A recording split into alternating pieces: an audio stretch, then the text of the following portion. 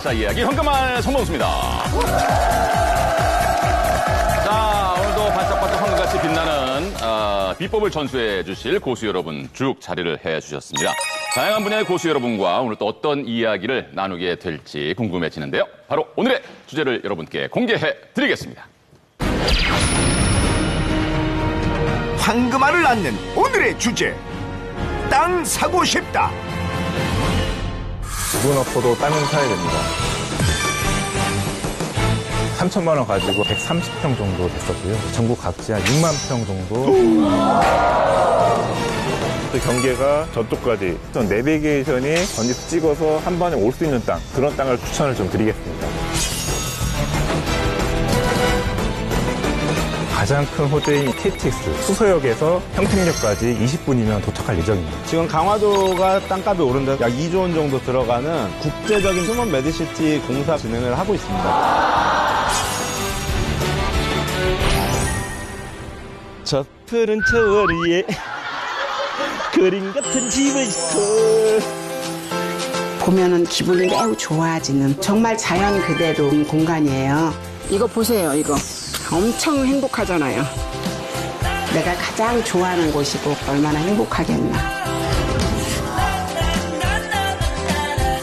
나도 땅 사고 싶다.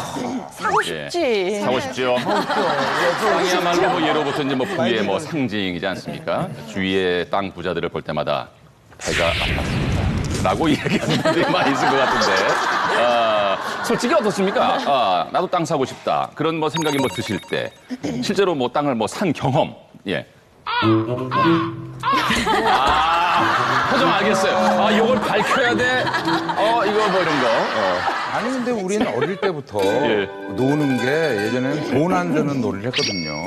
초등학교 때. 땅 따먹기? 응, 땅 따먹기를 하는 거야. 네. 그러니까 그게 무슨 의미인지 모르겠는데 맨 땅에 집 앞에 맨 땅에다 있잖아요. 흙에다가 네. 여기 쳐서 내가 이렇게 해서 세 번에 여기만 들어오면은 내가 이만큼 갖는 거예요. 그렇죠. 그거를 좋다. 2시간이고 3시간이고 했어. 그 땅 따먹기를. 재밌었어요. 그래서 어릴 적부터 네. 땅은 따먹든지 가져있는 생각은 늘 가지고 살아온 거지. 그러네. 땅 따먹기네. 10살 전부터. 옛날에 네. 그 친구는 뭘 알고 그런 건지 뭔지 월급만 받으면 그걸 모아서 땅을 사는 거야. 김포의 농지를. 좋았네. 그러니까 이제 그것도 조금씩 사가는 거죠. 큰 땅도 아니고 막 예, 예. 20평, 10평. 거기 이렇게 그 주변을 이렇게 사더라고요. 그러니까 밥도 늘 부실하게 먹고 차도 버스 타고 지하철 타고만 다니니까 예. 다른 애들이 뭐 저렇게까지 이랬어요. 그렇지. 예. 근데 건설회사에서 전화가 왔대요. 어느 날 파시라고. 그래서 굉장히 좋은 조건에 그걸 파는 예. 거예요. 지금 그 친구는 건물주예요. 그냥 그걸 팔고 딴 데 건물을 샀어요. 나중에 크지는 않지만 그래갖고 불려갖고 저한테 그때 뭐 같이 땅 사자 그럴 때 사지 막 이러는 거예요. 그럴 때 땅 살 걸. 얼마나 배가 오. 아픈 것 같습니다. 오늘은 그 최강의 정보력을 가지고 있는 황금알 고수 여러분께서 소액으로 땅에 투자하는 비법을 알려주신다고 합니다. 뭐 거액이 필요한 것만은 아니라고 하는데 기대해 주시고요. 많은 이들의 바람을 담은 오늘의 주제, 땅 사고 싶다. 첫 번째 고수의 비법부터 여러분께 공개해 드립니다. 1,000만 원이면 금싸라기 땅 살 수 있다? 부동산 컨설턴트 전은규 고수.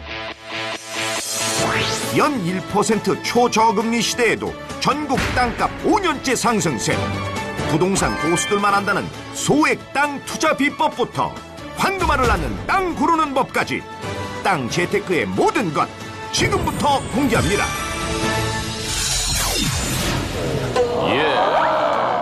집은 없어도 땅은 사야 됩니다.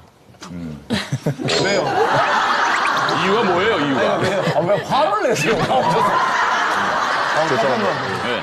요즘 같은 부동산 불황기에 많은 분들이 이제 수익형 부동산에 관심을 많이 가지시는데요. 네. 이제 땅보다는 대부분이 주변에 이제 오피스텔이라든지 뭐 도시형 생활주택 이런 지역에 관심을 많이 가지시는데 사실 그런 부분은 이제 수익률이 좀 저조한 편이거든요. 그냥 5%에 2% 정도. 거기다 부동산 아예 관심 없는 분들은 그냥 은행 이자 한 2% 내외로 만족을 하시는데요. 네. 저는 과감히 처음부터 땅으로 좀 투자를 해보길 좀 권하는데요. 그 이유가 땅을 제대로 된 데만 투자하신다고 하면은 네. 한 3년에서 5년 정도 묵혀놨을 때 한 30%에서 최대 한 200%까지 좀 수익을 낼 수가 있습니다. 또 고정관념을 좀 깨트리고 싶은 게 많은 예. 분들이 수억의 금액으로 땅 투자를 할 수 있다고 그래서 해서 이제 많은 돈이 있어야 하는 거 아니냐. 예, 그래서 예, 아예 그게. 접근조차 그렇죠, 못하지만 그렇죠. 저는 1,000만 원 가지고 투자를 할 수가 있다고 보거든요. 요 사이도요. 물론 이제 이 수도권은 힘들지만 조금만 들어가시면 예. 한 1,000에서 한 3,000만 원 정도로 오. 투자가 가능하기 때문에 지금 통계로 보시면 한 10% 정도밖에 땅을 보유하신 분이 없다고 하는데 충분히 이 소액으로 투자가 가능하기 때문에 예. 지금 이 순간부터라도 토지에 관심을 좀 가지셨으면 좋겠습니다. 근데 최근에 뭐 경기가 좋지 않고 장기 불황으로 이어지는 건 다 아실 텐데요. 이제 그에 따르는 부동산 시장도 침체가 돼서 많은 영향을 미치고 있을 것 같은데 이게 괜찮은 겁니까, 박정복 교수님?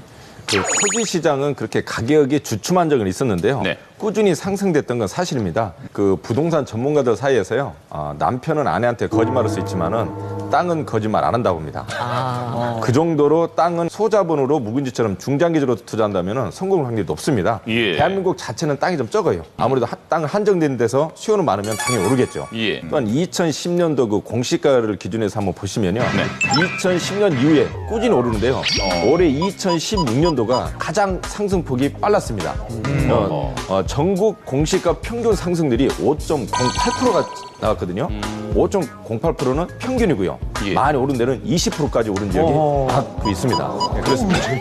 네, 지금 가장 많이 오른 지역이 제주도인데요. 네. 27.77%예요.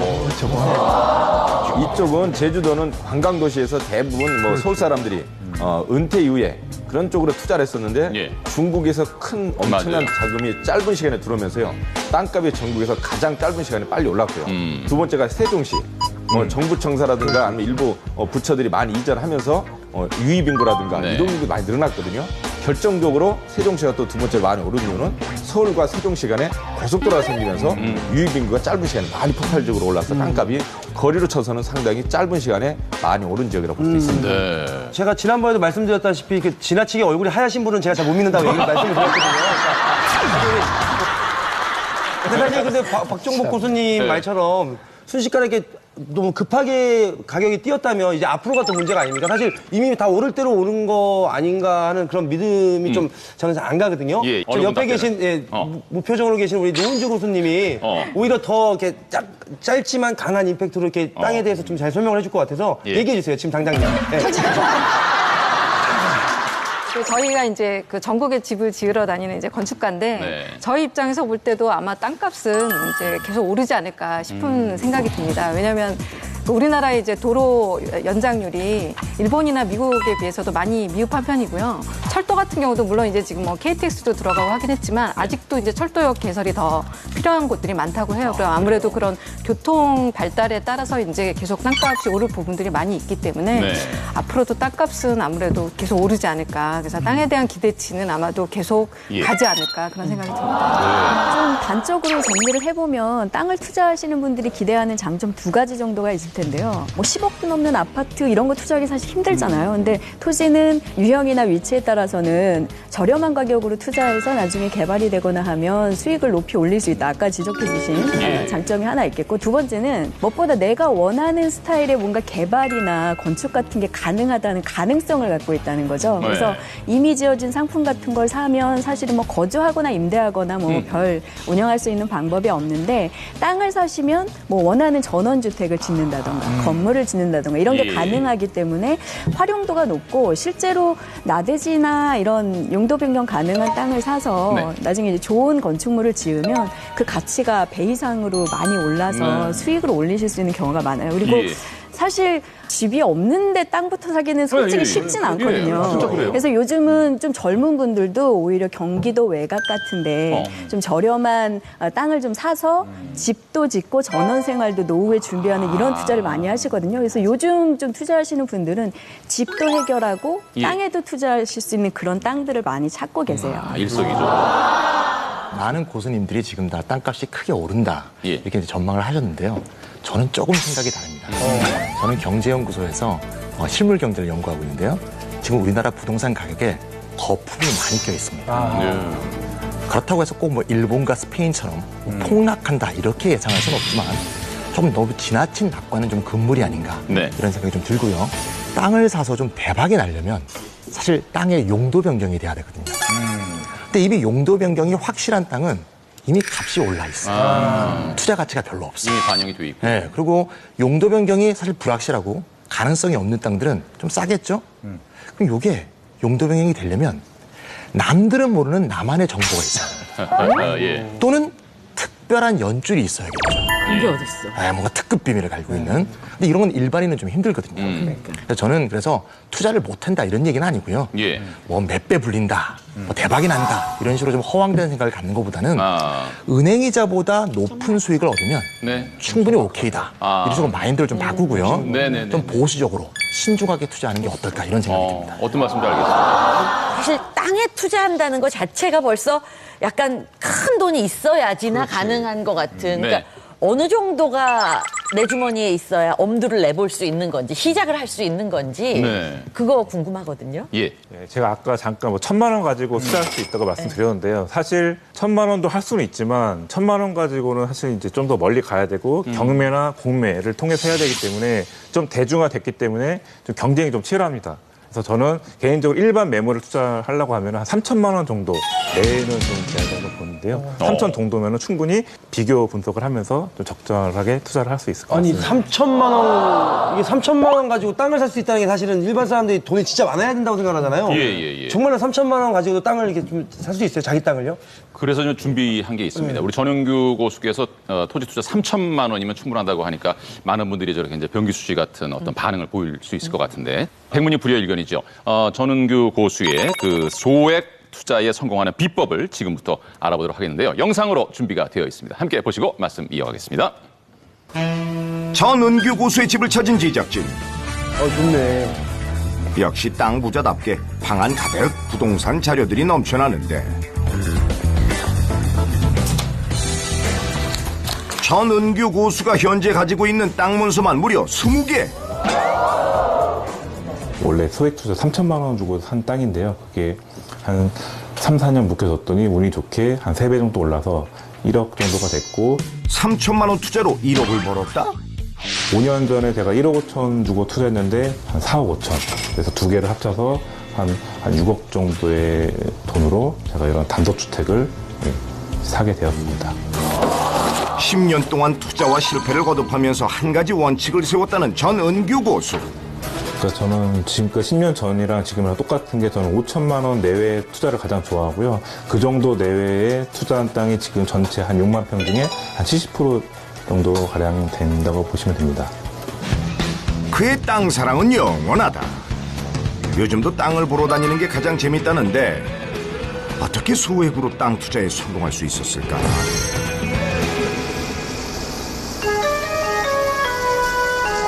지금 뭐 하시는 거세요? 예. 지금 제가 땅을 찾을 때 전 내비게이션이 번지수를 딱 찍을 때 땅 앞까지 찾아가는 땅을 중요하게 생각하는데요. 네, 만약에 내비를 찍어도 번지수를 못 찾고 막 이리저리 왔다 갔다 한다. 그만큼 도로 사정이 안 좋기 때문에 웬만하면은 번지수 찍어서 한 번에 올 수 있는 땅, 그런 땅을 사야지만 나중에 환급성도 좋고 많은 분들이 편하게 땅을 인정 활동을 할 수가 있습니다. 소액 투자 성공 비법 첫 번째. 내비게이션으로 번지수 검색이 가능한 땅을 사라.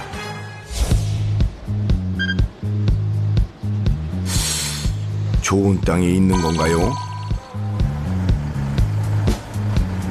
지금 여기가 찾아온 곳은 옆에 있는 땅인데요. 중요한 건 지금 그린벨트 지역에 많이 묶여 있거든요.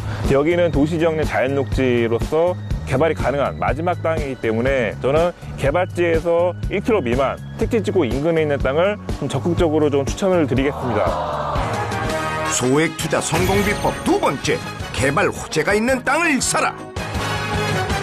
전개가 좀 와가지고 저쪽까지 저기까지 지금 이 땅은 좀 네모 반듯한 땅입니다. 소형 평수일수록 네모나게 생겨야만 나중에 건축할 때 유리합니다. 완전 네모나지 않더라도 약간 직사각형이나 약간 모양새가 건축하기 좀 용이하게 만들어져야지 상가성 땅이나 그러면은 그 평수를 다 쓸 수가 없기 때문에 특히 초보자분일수록 이런 모양새 이쁜 땅을 좀 적극적으로 추천을 좀 드리겠습니다. 초보 투자자의 경우 모양이 예쁜 땅을 사는 것이 소액 투자에 성공하는 비법. 전은규 고수의 알짜 비법이 스튜디오에서 계속됩니다.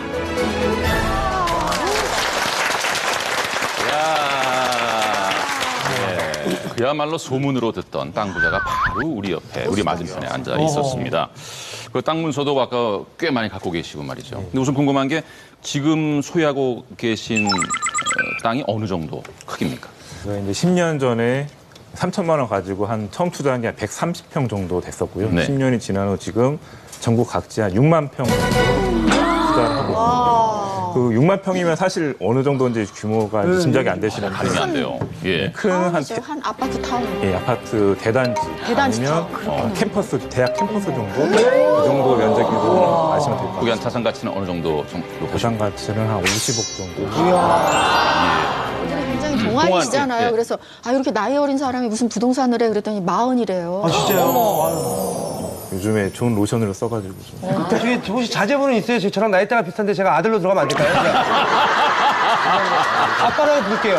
저 진짜 아빠. 그 아까 보니까는 그 내비게이션을 가지고 내비게이션의 그 주소가 찍히는 땅, 또 아까 표현이 뭐 예쁜 뭐 사각형, 뭐 정사각형이나 직사각형 모양의 땅 이런 걸 말씀해 주셨는데 다른 우리 전문가분들은 어떤 생각이실지 박종복 교수님도 동의하십니까? 예, 그 전은규 교수님 말씀하신 내용 중에 일단 다 맞습니다. 그런데 좀 팁을 드리면은 네. 해당 살려오는 땅 모양 그런 거 여러 가지만 따지 말고 바로 동서남북으로 되어 있는 내 땅과 붙어 있는 땅들에 대해서도 등기부등본을 떼서 그 땅 주인은 오랫동안에 농사 짓는 분이 장기 보유하고 있는지 아니면은 뭐 도시 사람이 가지고 있는 건지 살려는 땅만 봐주면 동서남북 한 8필지, 10필지 이상 떼보시면 주변을 다 봐야 되고요. 더욱더 땅을 사는데 좀 불안한 감도 해소되고 예. 또 용기 내는데도 또 많은 도움이 되실 겁니다. 그걸 우습게 알다가는요, 나중에 큰 황당한 일이 겪게 됩니다. 벌금을 내라 그러고 갑자기 말도 안 되게 네. 내 땅을 점용했다. 무슨 뭐 영업이득을 취했다, 부당이득을 취했다. 그래서 네네네네. 말도 안 되는 소송이 들어옵니다. 송사에 휘말릴 수 예. 있고. 예. 이명수 교수께서는 또 어떻게 보시는지요? 이건 그 내비게이션 얘기는 굉장히 일리가 있는 얘기인데 사실 저희가 이제 평상시 생활에서도 다 우리가 이제 부동산이라는 땅 위를 다 다니고 있잖아요. 그렇죠. 그러다 보니까 사실 여기에 해답이 있을 수도 있습니다. 그래서 오히려 내비게이션 말씀을 드렸지만 여기에서 조금 더 나가보면 택시기사님이 그 땅을 딱 말씀을 드렸는데 그 지역을 말씀드렸는데 어디 가자고 거기를 한 번에 안 가시고 만약에 내비게이션을 찍으시면 오히려 안 좋을 수도 있습니다. 그러니까 사실 이제 뭐 지방 토지 같은 경우에 내비게이션의 번지가 찍히는 게 굉장히 중요하고요. 도시 지역 같은 경우에는 택시기사님처럼 그 지역을 많이 다니시는 분이 내비게이션을 찍기 전에 이미 알고 계시다는 것 자체는 사람의 왕래가 굉장히 많은 지역이라는 그러네요. 얘기거든요. 사실 네. 그런 것만 봐도 여기가 좋은 땅일 수 있구나 이렇게 판단하실 수 있을 것 같아요. 그리고 제가 땅 사려는 사람한테 좋은 팁을 하나 드리겠어요. 이건 경험인데요. 잘 들으세요. 대기업이나 우리가 들었을 때 알만한 기업들 있죠. 네. 그 사람의 땅 옆에 딱 붙어서 사버려요. 그러면은 어떤 효과를 얻으냐. 그들은요, 자기네들이 개발 행위를 들어가는 입구부터 쫙 해요. 그러면 같이 옆에서 붙어서 얼떨결에 그 길까지도 같이 사용하면서 네. 여러 가지로 같이 땅이 올라갈 수가 있어요. 그래서 묻어가는 방법도 있습니다. 아하. 네. 예. 노은주 교수님, 아까 뭐 표현이 뭐 예쁜 땅, 예쁜 뭐 사각형 이런 예. 맞습니까? 네모 반듯한 땅이면은 이제 뭐 집을 안 치기가 더 쉬울 텐데, 근데 사실 들어가는 건물의 용도라든가 뭐 이제 그 성격에 따라서 형태는 얼마든지 이제 다양하게 잡을 수가 있으니까 가령 건폐율 용적률 따져봐서 비슷한 조건인데 세모난 게 가격이 더 싸다 그러면 이쪽에 더 투자 가치가 있을 수도 있죠. 이제 건축으로 다 해결할 수 있는 부분들이 있으니까. 그래서 꼭 뭐 반듯한 모양 이런 거에 집착하실 필요는 없을 것 같고 네. 사실 땅을 살 때 예를 들어서 그 땅 소유주가 있는데 거기에 가령 누가 무단으로 집을 짓고 살고 있다거나 뭐 농사를 오랫동안 짓고 있다거나 그러면 그분들을 함부로 내보낼 수가 없거든요. 그러니까 이제 그런 소유관계 외에도 임대관계나 이런 걸 좀 잘 살펴보셔야 되고 지적도라든가 부동산 말만 믿지 마시고 사실은 나중에 그 주변을 잘 살펴보시는 게 좋아요. 네. 사실은 제일. 발품 파는 것이. 예. 제가 좀 그 궁금한 게 있는데 그 전웅규 저기 우리 고수 아빠한테 제가 진짜 그 고수님처럼 그 3천만 원 그 소자본으로 땅 투자에 성공한 사람들이 진짜 많기는 한 건가요? 예, 주변에 좀 많은 사례가 있는데요. 한 사례를 말씀드리면 3, 4천 가지고 어디에 투자해야 되냐. 그래서 IC 들어서는 저기 투자해라. 근데 단순히 IC만 들어선다면 사실 땅가격이 오르는 게 한계가 있는데 제가 투자라고 한 지역에는 3년 뒤에 산업단지가 들어왔거든요. 산업단지가 들어오면은 네. 주변에 IC 주변에 물류창고 부지 찾는 분들이 계시거든요. 4천만 원 주고 산 거를 이제 3년 정도 뒤에 산업단지가 들어서면서 한 1억 정도에 팔고 나오신 사례가 있습니다. 예. 그러니까 이명수 교수님 오늘 우리가 얘기하고 있는 것이 땅, 특히 이제 그 소액으로도 투자가 가능하다. 이게 이제 핵심인데 말입니다. 소액으로 사실 서울 역세권 지역에서도 땅을 사실 수가 있습니다. 그래요? 예, 사실 제가 이렇게 무리를 일으키려고 말씀드린 건 아니고요. 그 얘기를 좀 끝까지 들어보시면은 아니 관심이 확 쏠리니까. 지금 서울특별시 내에서도 역세권이라는 건 지하철역이 있으면 대부분 건물이 되게 높게 올라가 있잖아요. 네네네. 근데 돌아다니시다 보면은 건물이 높은 건물이 없는 지역들이 있습니다. 지하철역 출구가 있는데 그런 지역은 이제 다른 뭔가 용도 규제가 걸려 있는 거죠. 고도 제한이 걸려 있다든가 뭐 이런 면이 있는데 사실 과거에는 이런 지역에선 용적률이 안 나오기 때문에 투자 가치가 없다고 말씀하시는 경우가 많았어요. 하지만 지금 최근에 상권을 일으키는 어떤 소비에 대한 트렌드가 바뀌고 있고 역세권 주변에 사람들이 몰리면은 스트릿형으로 상권이 구성이 되거든요. 예. 그러다 보니까 1층의 가치가 굉장히 많은 부분을 차지하고 있습니다. 그래서 이런 지역에 보면 솔직히 지금 역세권임에도 불구하고 서울 안에서 3.3제곱미터당 1,000만 원 정도의 땅도 찾으실 수가 있어요. 그래서 그런 지역의 땅을 내가 장기적으로 확보한다고 하면 소액으로 이런 땅을 사셔가지고 네. 사실 나중에 이제 결국은 소비 트렌드가 이쪽으로 오면은 상권이 형성이 되기 때문에 네. 좀 그런 측면에서 기대를 해볼 수가 있고요. 또 한 가지는 지금 그 가격에선 떨어질 가능성이 극히 없습니다. 그런 지역들은 역을 끼고 있기 때문에 그래서 하방 경직성에 대한 안정성이 있고요. 그리고 더 나아가서는 땅 크기가 작고 역세권이라는 특징 때문에 오히려 다른 토지에 비해서 황금성도 높이 가져가실 수가 있어서 나중에 땅값이 안 오르더라도 내가 지쳐서 더 이상 못 갖고 있다 하면은 파시고 나오기도 다른 토지에 비해서는 굉장히 수월하죠. 예. 이 또 땅 하면은 빼놓을 수 없는 분. 연예계에 계시지만 실제로 부동산 전문가 이상의 이론과 실제를 겸비한 우리 팽수희 고수의 실전 들어보겠습니다. 하나하나씩 여쭤보고 싶은데 처음에 애초에 땅을 왜 어떻게 사게 되신 거예요? 네, 제가 땅을 사랑하게 된 이유가 있습니다. 저희는 저희 친정집이 땅이 좀 많았어요. 땅이 많고 저희 어머님이 막내딸인데 그냥 누구 퍼주는 거 좋아하고 뭐 하는 거 좋아하고 보증 서는 거 다 보증 서주고 그냥 어느 날 제가 어렸을 때 집을 갔더니 막 노란 딱지 빨간 딱지 막 붙어 있고 남도 아닌 가까운 친척이 그 돈 때문에 저희 엄마 멱살을 잡으면서 돈 내놓으라고 막 그래서 엄마를 패닉이 치는 걸 봤어요. 그걸 사춘기 때 보는 순간 어린 마음에 너무 가슴이 아팠습니다. 그때. 진짜 상처가 너무 있겠네요. 예. 그래서 어린 마음에 다시 시작하자. 그래서 제가 사실은 방송국 들어온 이유가 빨리 유명해져서 돈 많이 벌어서 땅 사야지 이런 마음에서 20살 때 방송국에 들어왔었어요. 근데 그때 최양락 씨가 제가 너무 예쁘고 아름답다고 그래가지고 아니 사실이었죠. 죄송합니다. 아니에요. 그래서 정말. 24살에 일찌감치 결혼을 해가지고 지금 28년 됐는데 네네. 24살 때부터 지금 52살까지 매년 땅 투자를 했습니다. 그런데 좀 말씀 중에 죄송한데 28년 투자했으면 먼저 이게 제일 궁금합니다. 도대체 땅은 얼마나 가지고 계십니까? 어떻게 아니, 밝힐 수 있습니까? 해마다 한두 평 사진 않았을 거 아니야. 처음에는 서울을 다 알아보고 강남을 알아보니까 이미 강남에서도 몇 번 망했었거든요. 근데 너무 비싼 거예요, 땅값이. 그렇죠. 오를 만큼 올랐고. 그래서 어디로 이제 가셨어요? 외곽으로, 예. 서울 외곽으로 돌아오면서 남양주하고 양평을 보기 시작했습니다. 제 땅의 대부분을 보면은요. 제가 물을 좋아해요. 배산 임수. 뒤에는 산이요, 앞에는 강이다. 그렇게 해가지고 배산 임수. 그래서 멀리라도 물이라도 조금이라도 보이는 땅을 많이 소유하고 있습니다. 아니 그래서 아직도 해결이 안 났어. 땅을 얼마나 갖고 있는지. 그게 궁금한데. 아니 그러니까 그게 사이즈가 예, 그래서 현재 갖고 있는 건 이제 몇천 평이 되고 있고요. 몇천 평이요? 예. 좀 뺀 것 같은데. 남양주하고 양평 빼놓고는 어디? 홍천에도 있고요. 예. 그러니까 물가 쪽은 다 팽수희 땅이라는 거야.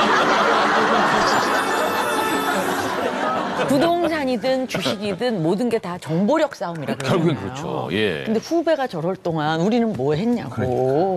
우린 거기 물가에 가고 고기는 구워. 아니 그러니까 도대체 어떻게 알았냐고요? 이게 그 정보를 제가 어디서 정보력을 찾습니까? 얻을 수밖에 없는 게 네. 저는 부동산 하시는 분들하고 많이 친해요. 이 팩스를 넣거나 뭘 보낼 때는 부동산에 가서 팩스를 넣어주면 자연스럽게 사장님 요즘 요즘 뭐 매매가 뭐가 잘 되나요? 뭐 금매는 뭐가 있죠? 그렇지. 그런 이제 공부를 배우기 시작하는 예, 거예요. 예, 예. 그럼 그분들이 얘기를 다 해줘요. 요즘은 금리가 낮으니까 땅도 좋지만 상가가 매매가 잘 된다. 그래요? 저는 박정복 꼭 교수도 가끔 전화 받으십니까? 이분하고는 안 친해요. 얼굴 하얀 제가 남양주에서 25년 살고 있습니다. 예? 남양주에서만 25년 사는데요. 근데 왜안 어제 뭐 친해요? 이웃사 치는데 저하고 친하면 더 돈을 많이 벌겠죠. 알겠습니다. 어쨌거나 박정복 교수 내가 다음 주에 네. 다음 주 수목 중에 한번 내가 저기 팩스 할 거 좀 갖고 근데 팽수희 고수님의 이야기까지 제가 이해를 하겠는데 네. 오늘 이렇게 나오신 고수님들 중에 네. 아니 김옥원 고수는 제가 분명히 한의사로 알고 있는데 오늘 이 부동산 특히 이제 땅에 대해서 어떤 이야기 때문에 나오신지 좀 궁금하거든요. 제가 이제 여기 계시는 분들 중에서 땅 거래를 좀 가장 많이 했는 사람 중에 한 사람입니다.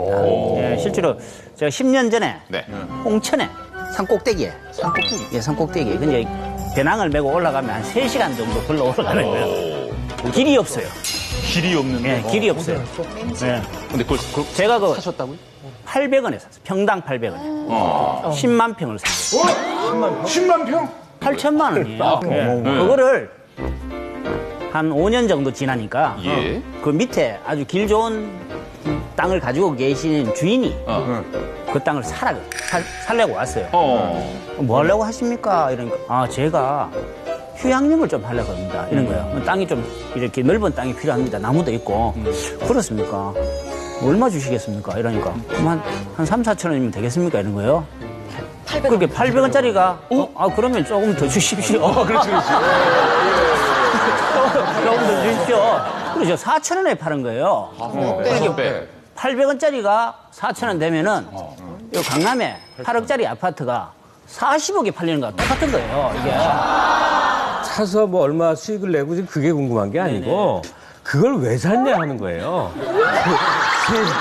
3시간 올라가는 왜 10만 평을 근데 10만이 아니 그렇게 몇 배로 튕겨서 팔 어떤 성견 지명을 갖고 계시는 아니 저는 그런 생각 전혀 없었어요. 전혀 없고 절대적으로 우리나라나 지구에 산소가 부족한 거예요. 산소 부족하고 오존층이 막 이렇게 파괴되고 이러니까 그런 이분이 인류 공영을 위해서 진짜 그럴 수 있는 사람이에요. 진짜 그럴 수 있는 사람이라고. 뭐 우리에게 소액으로도 땅을 살 수 있다는 뭐 희망, 자신감이 생겼습니다. 그렇다면 이제 좋은 땅을 보는 안목을 내가 가져야 할 텐데 이제 실전 문제인데 말이죠. 문제마다 이제 2장의 사진이 나가게 돼 있습니다. 이걸 보시고 좋은 땅, 상대적으로 더 나은 땅이라고 생각하는 쪽을 이제 선택해 주시면 되는데 시청자 여러분께서도 내 안목이 과연 옳은가 한번 문제를 함께 맞히시면 흥미로울 것 같습니다. 자, 보여드리겠습니다. 개발지에서 1km 거리의 삼각형 모양 땅 대 개발지에서 3km 거리의 예쁜 모양 땅. 자, 어떤 땅이 좋은 땅일까요? 저는 1번입니다. 1번. 왜냐면 아까 뭐 땅이 예뻐야 된다고 얘기는 들었지만 아무래도 개발지에서 1km 거리가 제일 중요하거든요. 가끔 되게 속상할 때가 집 알아보러 다니는데 지하철역에서 3분 거리.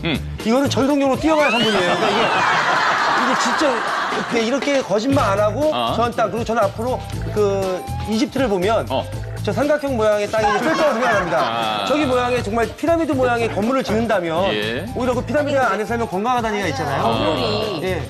건물 들어앉기가 좀 어렵지 않을까? 어려워도. 자, 뭐 다른 의견 있으시면 그래도 설수연 씨 어때요? 묵은지처럼 좀 장기 투자를 한다면 3km도 언젠가는 좀 개발이 되지 않을까 해서 저는 2번을 선택을 하겠습니다. 예쁜 땅. 그렇죠. 중장기적인 어떤 땅도 공간. 예쁜 땅.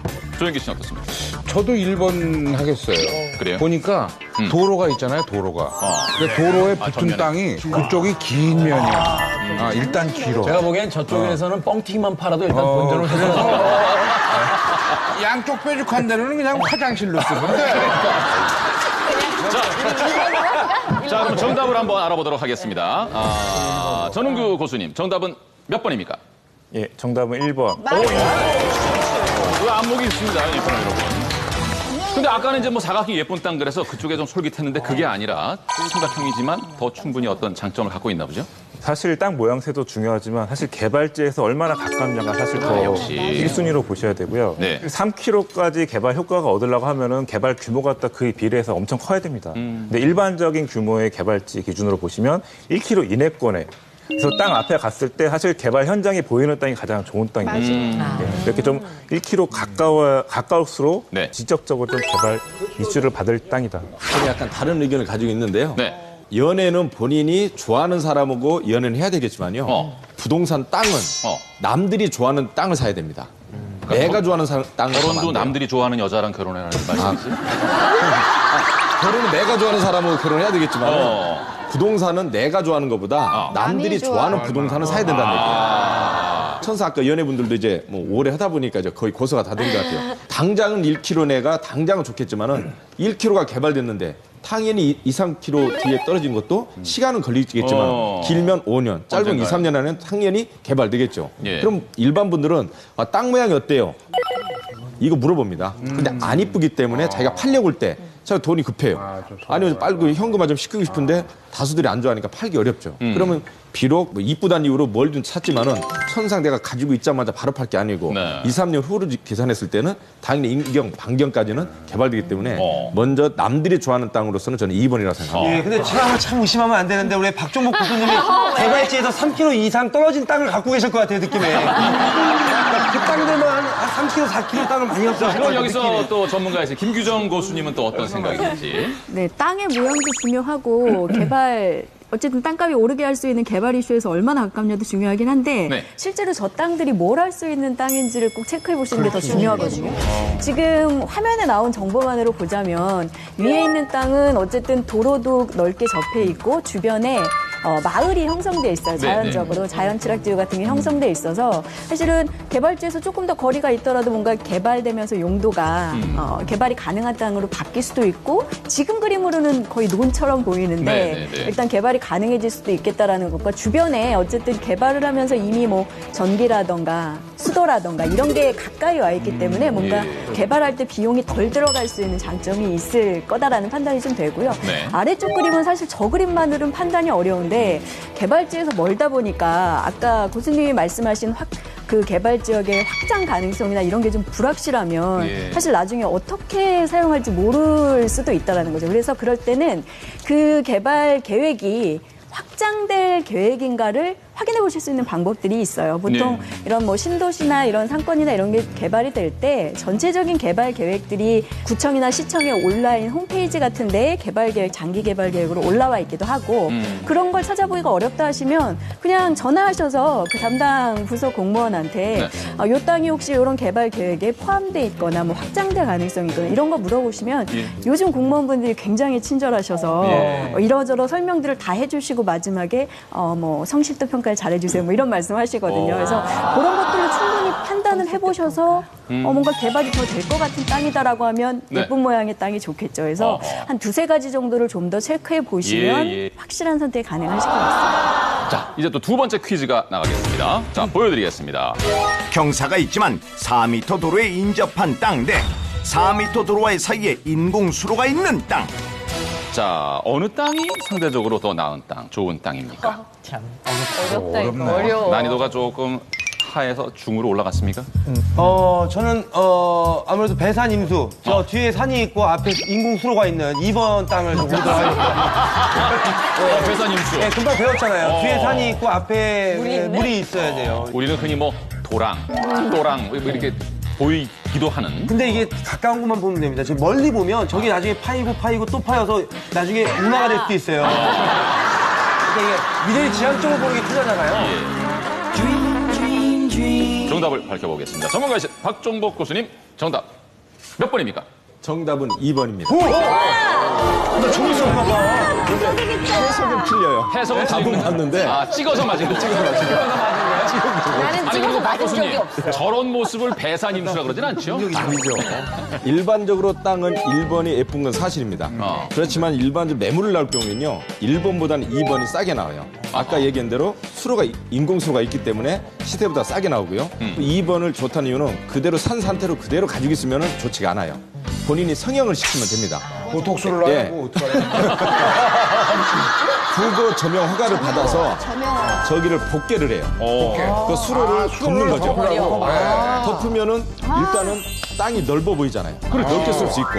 또한 저희 4m 도로가 나중에 넓어지면 2차선으로 확장이 되는 경우가 대부분이거든요. 그럼 오른쪽으로 1차선, 왼쪽으로 1차선. 그럼 복개 도로가 이제는 뭐 인공수로가 없어질 확률이 드든가 아니면 밑에 수로를 만들고 덮어버리니까 내 땅이 대로변을 접한 4m 도로를 접한 땅이 된다는 거죠. 그러면 노은주 교수님, 우리가 땅을 살 때 또 알아두면 좋은 정보들 이외에 어떤 것들을 들 수 있을까요? 일단은 이제 땅을 사려면 보러 가시잖아요. 땅을 네. 보러 갈 때 여름보다는 겨울이 좋습니다. 왜요? 여름에는 이제 잡초나 이런 것들이 많이 올라와 있어가지고 이렇게 땅의 형상을 제대로 볼 수가 가려져 없어요. 있으니까? 그러니까 이게 평평한 땅인지 경사가 있는 땅인지 아니면은 뭐 물이 고여 있는 땅인지 잘 안 보이거든요. 안에를 들어가 볼 수가 없어요. 이렇게 잡초가 막 올라와 있으니까. 그래서 보통은 겨울에 보러 가라고 얘기를 많이 하고요. 네. 이제 계약에 가까워지면은 측량을 꼭 한번 해보시는 게 좋아요. 경계 측량. 왜냐면 이제 땅을 여기서부터 저기까지라고 막 이제 설명을 해요. 우리 담장도 있어요. 그러면 그리고 여기서부터 여기까지가 그 땅인가 보다 하고 사거든요.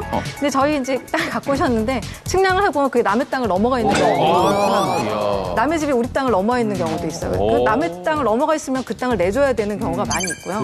남이 내 땅을 넘어왔는데 그게 집이거나 그러면 그게 20년을 넘어가거나 그러면은 그 사람은 함부로 못 쫓아내는 경우도 많이 있거든요. 그래서 가급적이면은 이제 계약서를 쓰실 때 측량을 한번 해보자든지 이렇게 확실하게 사실 땅이면은 그런 절차를 좀 거쳐보시는 게 좋고. 근데 만약에 근데 이제 당장 급하게 사야 되는데 겨울까지 기다릴 수는 없다 그러면 가셔서 가령 여름에 갔는데 어디선가 축사 냄새가 난다든지 뭐 이제 주변 환경 벌레가 날아다니고 이런 환경들을 좀 꼼꼼하게 살펴보시는 게 좋을 것 같습니다. 저는 이제 임야 전문가이기 때문에 그렇죠. 임야를 살려면은 겨울에 가야 된다. 겨울에 가요. 왜 겨울에 가냐 하면은 사는 사람하고 팔려는 사람 다릅니다. 살려는 사람은 겨울에 가고 팔려는 사람은 여름이나 봄 같은 데 가줘야 돼요. 딱 겨울에 가면은 눈이 막 내려 있어요. 못 가는 거예요. 그럼 이걸 어떻게 가냐? 도저히 못 가겠습니다. 누가 사겠습니까? 좀 깎아주십시오. 이러면 깎아주는 거예요. 예, 싸게 살 수 있어요. 또 여름에 가면은 임야가 엄청나게 울창하잖아요. 그러면 계곡물이 쫄쫄쫄 흘러요. 그렇지. 뷰도 좋아요. 경치 좋고. 그럼 거기서 보면서 여기가 천국이다. 이렇게 생각하는 거예요. 그러면은 가격을 좀 높이 받을 수 있어요. 그러니까 임야는 겨울에 가서 보고 팔 때는 봄, 여름에 가서 보고 그리고 또 뭐냐면 겨울 같은 때는요 앙상해요. 앙상하기 때문에 토지가 좀 좁게 보입니다. 여름에는 울창한 숲이 있기 때문에 엄청나게 넓어 보여요. 이 땅이 넓구나. 이래가 충분하게 파는 사람들이 충분하게 팔 수 있다 이거죠. 제가 이제 수익내는 비법 중에 하나인데요. 저는 이제 공동 투자 비법을 좀 소개해드릴까 합니다. 제가 실제로 이제 10년 전부터 해온 방법인데요. 제가 가진 돈이 5천만 원밖에 없다. 근데 관심 있는 땅이 2억 정도 된다. 그러면 많이 갭이 차이 나잖아요. 그래서 5천만 원 가진 분 4명에서 같이 이제 공동으로 사는 방법이 있거든요. 공동 투자는 또 두 가지로 나뉘는데 이거를 지분으로 투자하냐 아니면 필지 다 쪼개냐, 4개로 쪼개냐 그런 방법이 있는데 사실 예전에 이제 지분으로 하는 방법을 했었는데 여기서 이제 단점이 한 명이라도 반대를 하면은 그 땅을 평생 팔 수가 없습니다. 그래서 그거를 하려면은 구도상으로 하는 게 아니고 정확히 공지까지 받든 아무리 가까운 사이라도 그렇게 명시를 해야 되고요. 웬만하면은 필지 분할 깔끔하게 잘라가지고 같이 투자하면은 만일 공동 투자지 나중에 개별 필지가 되기 때문에 언제든지 빠져나올 수 있기 때문에 이렇게 소액으로 큰 땅을 살 수 있을 때는 이렇게 공동 투자 좀 비법을 소개해드리겠습니다. 땅을 보러 갔는데 땅이 너무 좋아요. 위치도 좋고 도로도 좋고 근데 값이 싸요. 그러면 일단 의심부터 하셔야 돼요. 이럴 때는 땅 위만 보지 말고 땅 속을 한번 파봐라.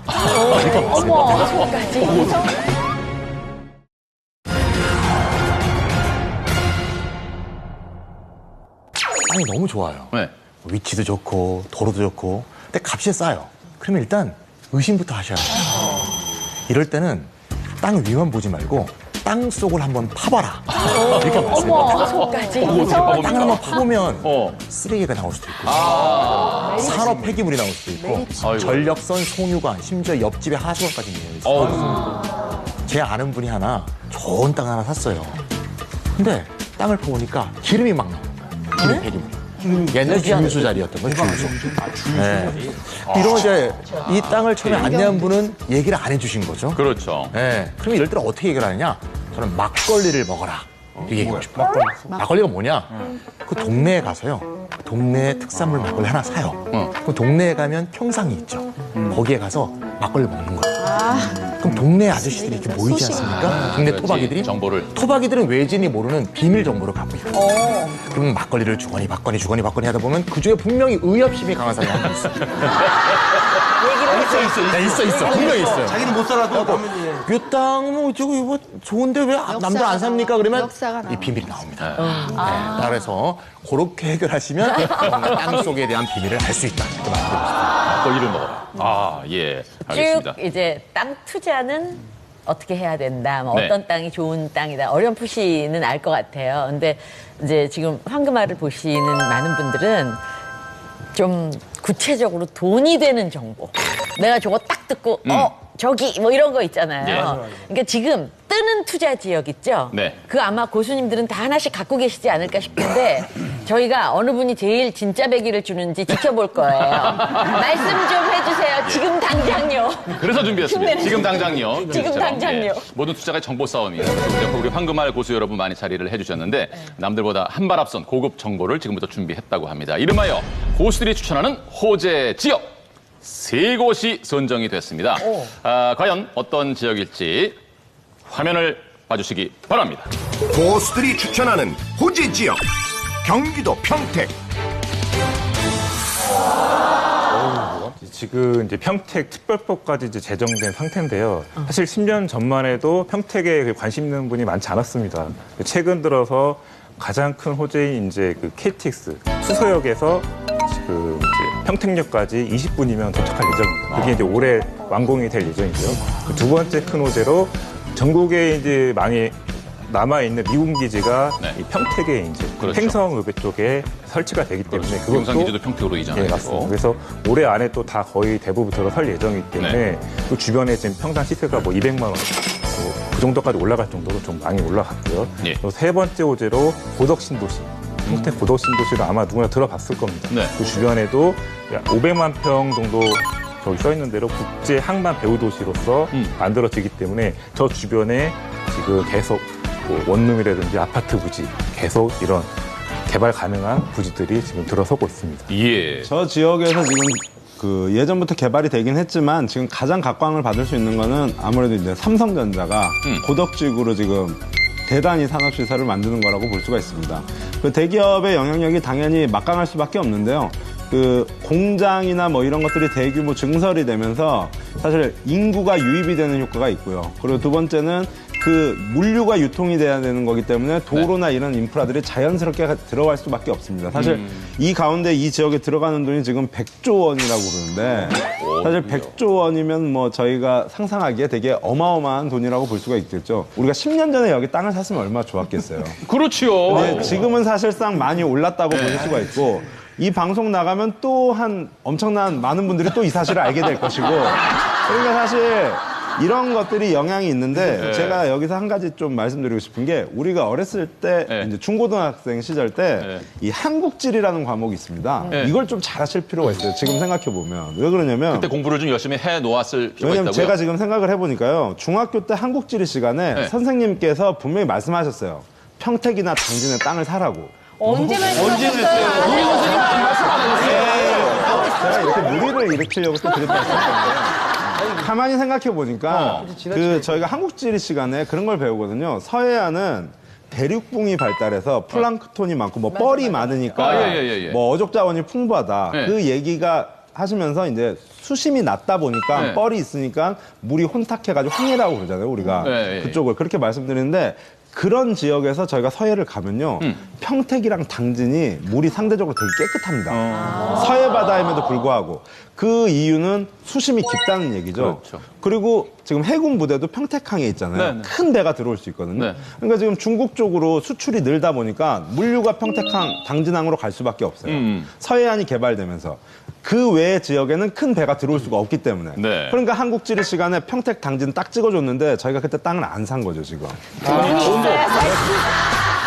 한 길도 한 번 흘렸겠습니다. 부산 평택 쪽에 토지 투자하겠다고 컨설팅 해오시는 분들이 상당히 많았었거든요, 실제로. 그래서 젊은 분들을 대상으로 한 임대주택을 지을 만한 땅이라던가 아니면 광역교통망 같은 게 많이 들어온다고 말씀하셨잖아요. 그래서 그런 것들 주변으로 이제 상권이 형성될 수 있는 곳에 뭔가 상업지가 될 만한 땅들 찾는 분들이 많았는데 사실은 제가 볼 때는 시점은 조금 늦으신 감이 있어요. 제가 방금 이미 많이 상담을 받았었다고 말씀드렸잖아요. 그래서 그런 형태의 주택 개발이나 이제 상업지 전환을 이제 목표로 하고 염두에 두고 들어가신 분들이 이미 많아서 사실 가격이 좀 많이 최근에 올랐습니다. 그래서 저희가 이제 보고 있는 아주 초저가로 장기적인 투자를 하시기에는 조금 시점이 늦은 감이 있어서 투자를 하실 때 너무 이제 가격이 많이 올라서 좀 투자 수익을 오히려 낮추게 되는 가격이 아닌지 이런 건 좀 신중하게 판단해 보실 필요가 있어요. 그러네요. 예. 고수들이 추천하는 호재 지역 두 번째를 보여드리겠습니다. 고수들이 추천하는 호재 지역 전북 부안. 전라북도 부안입니다. 부안. 새만금 사업이 이루어지는 곳으로 알고 있는데, 예, 전은규 교수님 설명 좀 해주실까요? 사실 새만금 사업이 벌써 된 지 20년이 넘었습니다. 장기적인 사업이라서 오히려 그 현지인들은 이 새만금에 대해서 별로 좋게 생각 안 하는 게 그동안 너무 시간이 20년 넘었는데도 불구하고 아직 한 게 없기 때문에 많이 지쳐있고 지금 그런 상황입니다. 네. 그래서 오히려 지금이 좀 저평가돼 있다고 보시면 되는 게 새만금은 이미 당도지도 만들고 명품 복합단지가 2022년 앞으로 한 6년 뒤에 이제 1차 완공이 될 예정입니다. 물론 다 만들어지려면 20, 30년이 지나겠지만 한 6년 뒤에 1차적으로 명품 복합단지에 네. 카지노라든지 호텔, 리조트, 이런 골프장 이런 것들이 먼저 들어서면은 저는 지금 서울이나 제주도, 부산 이런 데 이제 외국인, 특히 중국인들이 많이 다니지만 앞으로 네 번째 지역이 전 새만금이라고 저는 앞으로 10년 뒤에는 그렇게 보세요. 좀 생각을 좀 하고 있는 지역입니다. 예. 수조 교수님은 부안 쪽은 어떻게 보십니까? 부안 쪽은 뭐 돈을 번다라는 거 볼 때는 제가 좀 얻었고요. 부안이 옛날부터 그 명당으로 소문난 지역이에요. 그래서 정감록이라는 책에 보면 그 변산에 우리나라 십승지 전쟁을 피할 수 있는 아주 편안한 땅이 있다라고 했는데 조선시대 이중환의 택리지라는 책이 있어요. 거기 보면은 거기가 소금과 나무와 그다음에 쌀이 많아서 부모를 모시고 살기 아주 좋은 땅이다. 그래서 생거 부안이라는 얘기가 있어요. 그래서 거기가 아주 편안하고 아늑한 땅인 건 맞습니다. 야. 예. 저 같은 경우는 사실 진짜 좀 깜짝 놀랐는데요. 네. 제가 본 적이 부안으로 돼 있고 부모님 고향이 다 부안이고 저희 그러세요? 친인척들이 모여 살고 계신 건 부안이에요. 되게 네, 지금 제가 봤을 때는 다음 주 제가 안 나오면 땅 10만 평이 가 있는 거 같아요. 저 지금 너무 기분이 좋아서. 되게 오늘 정말 있어 보이네요. 아빠한테 전화 좀 하고 올게요. 근데 기수 씨 그 전에 내가 뭐 잘못한 거 있더라도 좀 용서해 주세요. 꼼꼼히 기록해놨습니다. 정기수 씨한테 좀 안 좋은 소식일 수 있을 것 같은데 뭐야? 부안에서는 사실 제일 중요한 게 새만금이거든요. 근데 새만금 자체가 지금 굉장히 개발이 불투명해진 상태입니다. 올해 6월에 삼성이 새만금에 그린에너지 종합산업단지를 원래 만들려고 했었는데 이게 완전히 백지화됐어요. 아이고. 네. 그래서 새만금이 지금 원래 공장을 지으려면 먼저 산업단지를 조성해야 되지 않습니까? 산업단지 기반 조성률이 새만금이 20%밖에 안 됩니다. 그래서 이 새만금 자체가 원래 부안의 가능성을 열어줄 수 있었는데 오히려 지금은 부안에 어떻게 보면 두통거리가 된 게 아니냐 이런 문제가 좀 있고요. 올해 말이죠. 새만금 투자 협약을 맺은 기업이 올해 한 개도 없습니다. 그래서 뭐 부안 자체가 투자를 아예 못할 곳은 아니지만 이런 새만금에 대한 이런 정보도 좀 같이 감안하셔서 투자율을 좀 신중하게 하시는 게 좋지 않을까 이런 생각이 듭니다. 죄송한데 전문용어로 초를 치시네요. 또 어떻게 될지 모르는 거니까요. 네, 그럼 부안에 이어서 고수들이 추천하는 호재 지역 마지막 준비한 곳이 있습니다. 바로 이곳입니다. 고수들이 추천하는 호재 지역 인천 강화 지역. 아주 가깝습니다. 인천 강화 지역. 예. 저 지역은 저희 처갓집이 있는 지역입니다. 이제 집안 얘기하지 말기. 약간 의도적으로 밀고 계신 느낌이 좀 있는데요. 제가 결혼 당시에는 그렇게 좀 풍요롭지 않은 집에 제가 여자를 만났다고 생각했는데요. 몇 해 전부터 제가 우리 아내한테 잘하고 있습니다. 끝까지 가봐야 돼, 인생을. 그렇죠. 이 지역 발전되는 속도가요. 무지 빠릅니다. 강화는 여기서 가면요. 승용차로 가더라도 뭐 한 3, 40분이면 갈 수 있거든요. 예전에는 멀다고 생각했어요. 근데 강화를 서울에서 강화까지만 생각했을 때는 그렇게 발전되기 어려웠는데요. 중간에 김포, 검단, 신도시라는 게 허리 라인으로 만들어진 거예요. 도시 자체가. 그래서 아무래도 저쪽 지역은 소자본으로도 충분히 지금도 들어갈 수 있고요. 뭐 아까 뭐 부안이라든가 좀 멀다는 느낌으로 가지고 계신 분들 입장에서는 거리 가깝고 또한 저 일대는 서울, 인천, 그다음에 뭐 일산, 고향까지도 충분히 다 소화시킬 수 있는 인원들이 올 수 있거든요. 그런 점에 보면은 또한 우리가 그 계곡을 원하고 바다를 원한다. 이쪽은 계곡도 있고 바다도 있고 또한 아까 말씀드린 대로 서해안 쪽에 접해 있기 때문에 제가 볼 때는 충분히 한 3, 4천만 원 가지고도 충분히 좋은 자기가 뭐 전원생활이라든가 아니면 재테크 상품으로도 충분히 접근할 수 있는 지역이라고 보고 있습니다. 예. 지금 말씀하신 대로 계곡도 있고 바다도 있고 그렇기 때문에 이미 펜션도 있고 리조트도 있고 너무 놀러 갈 데가 많아서 가격이 오를 대로 다 오르지 않았나요? 글쎄 말이에요. 예, 오르고 있는 가격이요. 그 김포 신도시가 발전되면서 강화 쪽으로 좀 먼 거리는 가격이 안 올랐었어요. 근데 김포 신도시에 접한 강화 쪽은 많이 올랐고요. 또한 저 바닷가 쪽이 아직도 그런 좀 싼 땅들이 있더라고요. 바다 전망을 보고 도시에서 내가 바다 좀 보고 싶은데 편안하게 1박 2일 정도 펜션 쪽으로 생각하시는 분들이라든가 아니면 기농, 기초는 저쪽도 눈여겨볼 필요가 있다고 보고 있어요. 예. 토양 자체도 좋아요, 저쪽에. 그렇군요. 서가떼기 바다 쪽에 있는 건 아니시죠? 네. 그쪽에 좋은 일 있으시군요. 지금 강화도가 땅값이 오른 데는 저 지도를 보시면 아시겠지만 사실 육지 쪽에서 기존의 강화도까지 가는 도로가 2개밖에 없었어요. 그러다 보니까 평일에 가시면 굉장히 빠르지만 주말에 가시면 아마 도로가 막히시는 굉장히 정체가 심하기도 하셨을 거예요. 그래서 그 섬 지역이라는 거는 육지하고 다리가 이어지는 게 사실 굉장한 호재입니다.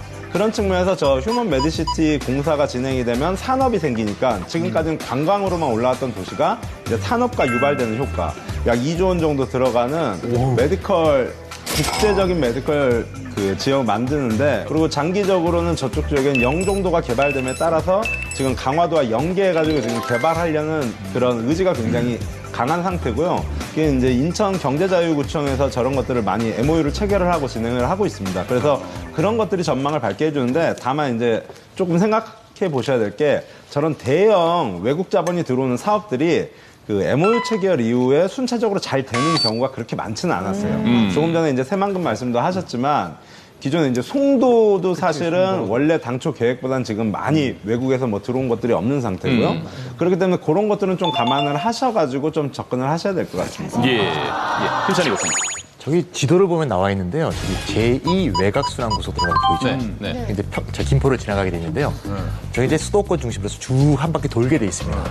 한창 건설 중에 있는데 완전 개통이 2019년입니다. 저는 저 제2 외곽순환 고속도로 꼭 도시만이 아니라 저 도로가 지나가는 연변이 전부 다 투자에 좀 좋은 적기가 아니냐 이런 생각이 드는데요. 왜냐하면 수도권 주변에 지금 물류센터라든가 창고가 약간 포화 상태거든요.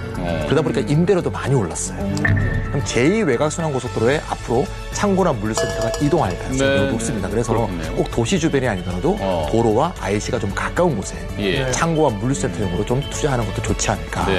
이미 좀 오르긴 올랐는데요. 앞으로도 아직 완공이 되지 않은 상태니까 오를 여력은 충분히 있지 않을까 듭니다. 저희 죄송한데 제2 외곽순환도로가 부안까지 갈 확률은 없나요? 사실 땅은 막연하게 많은 분들이 관심만 가지는데 접근을 이제 못하는 게 있습니다. 그래서 요즘 또 트렌드가 변해서 예전에는 이제 연령대가 좀 있으신 분들이 관심을 가지셨는데 요즘에는 30, 40대가 좀 많이 늘었습니다. 그 정도로 좀 젊은 분들이 많이 좀 관심을 가지시고 계시고, 그리고 이제 두 가지 장벽이 있는데 첫 번째로 이제 거금이 든다.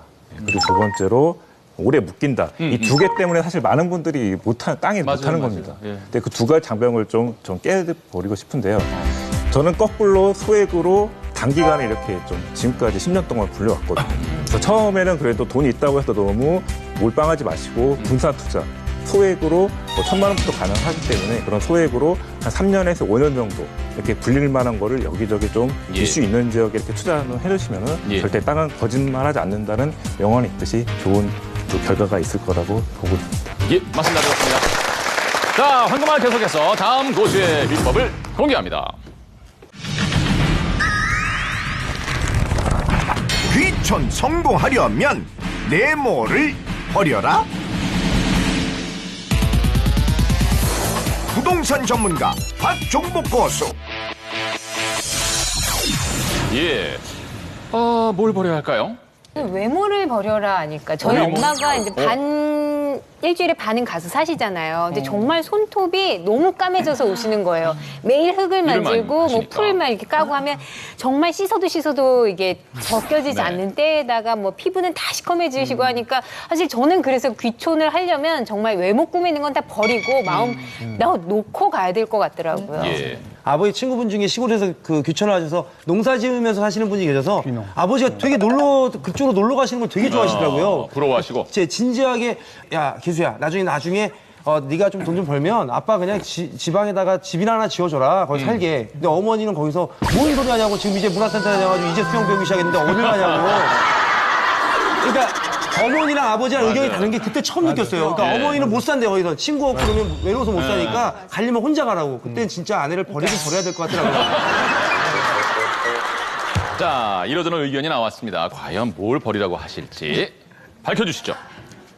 기촌을 성공하려면 자식을 버려라. 자식을 왜요? 저는 예전에 버려진 거군요. 어떤 근거로 말씀하시는지 한번 들어보겠습니다. 노래 중에 이런 노래가 있습니다. 저 푸른 터 위에 그림 같은 집을 짓고 아우 잘한다. 살아가는 우리 그만하세요. 채널 돌아가요. 한대면 타고 싶어. 여기까지.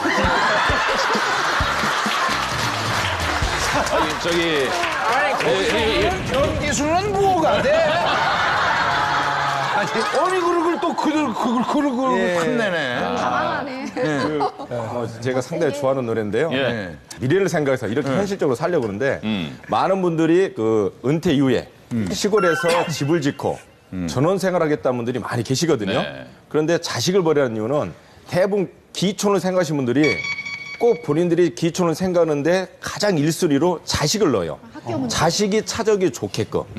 자식들이 오면은 자고 가면은 방이 좀 넓어야 되겠지. 방 더 있어야 되겠지. 또한 자식들은 뭐라도 좀 싸줘야 되니까 텃밭을 많이 만들어야 되겠지. 선조들 띄워놓아야 되니까 정원을 넓게 해야 되겠지. 이건 본인이 기촌 간 게 아니고요. 막노동으로 가는 거예요. 자녀들이 오다 보면 나중에 안 오게 되거든요. 그럼 집이 크죠. 또 썰렁하고. 또 텃밭도 많으니까 고생을 하게 되죠.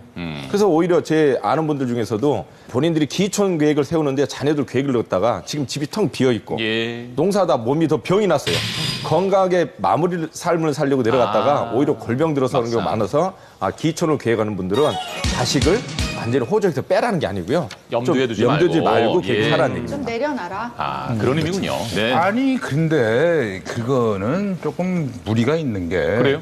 그렇죠. 뭐 사실 귀농하면 가서 농사 짓고 이러는 거니까 그거는 뭐 농사 질 능력도 없고 지식도 없고 그건 엄두가 안 나지만 그래도 서울 근교로 빠져나가서 귀촌해서 지내면은 그래도 항상 생각하는 게 그래도 애들이 교통이 좀 편한 게 낫겠고 또 애들이 또 손주락도 있고 그러면은 와서 내가 닭도 키우고 오리도 키우고 염소도 이렇게 키워서 요만큼 저기 잔디락도 있으면은 여기 뭐 이렇게 우리도 져서 염돌이 염순이, 오돌이 오순이, 개돌이 개순이 이렇게 해갖고 그 왜 꿈속에서 있잖아 막 이렇게 흙으로 만든 낭만인데 이렇게 수영장 같은 거 조그만 거 버리는 거 이런 그런 그림을 막 생각하잖아요. 그걸 염두에 안 두고 우리만 가서 둘이서 다 형님처럼 생각하고 출발했다가 다 후회하는 거예요. 그렇게 생각은 대부분이에요. 1, 2년만 오다가 안 오고. 아니 둘이 아내랑 둘이 귀촌에서 둘이만 산다고 무서워.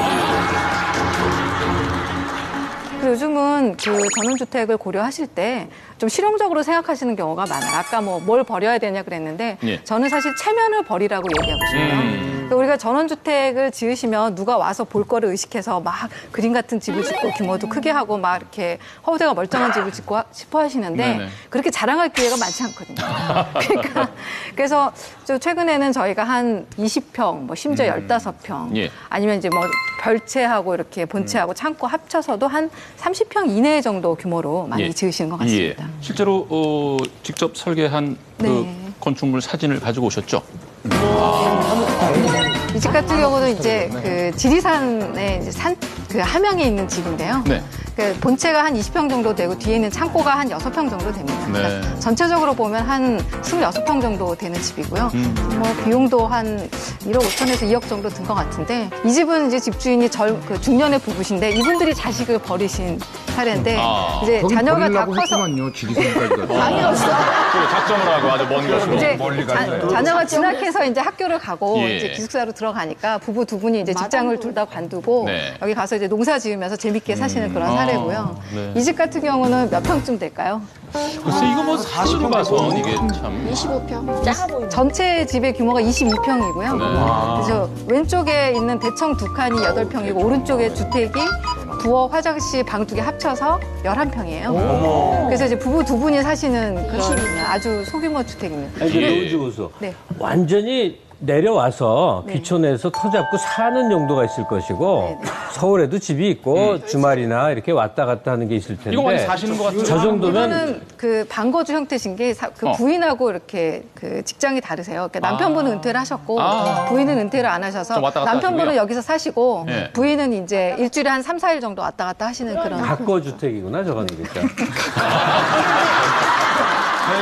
야 이거 예쁘게 생겼네요. 그러니까 이런 거는 이제 그 조립식 이동식 주택 같은 거거든요. 선생님이 하신 거예요? 아니 이건 제가 한 게 아닙니다. 그러니까 이런 거는 이제 사실은 그냥 이미 이제 기성으로 완성된 주택으로 모델을 몇 개 만들어서 요 면적과 비용이 맞으신 분들께 파는 주택이에요.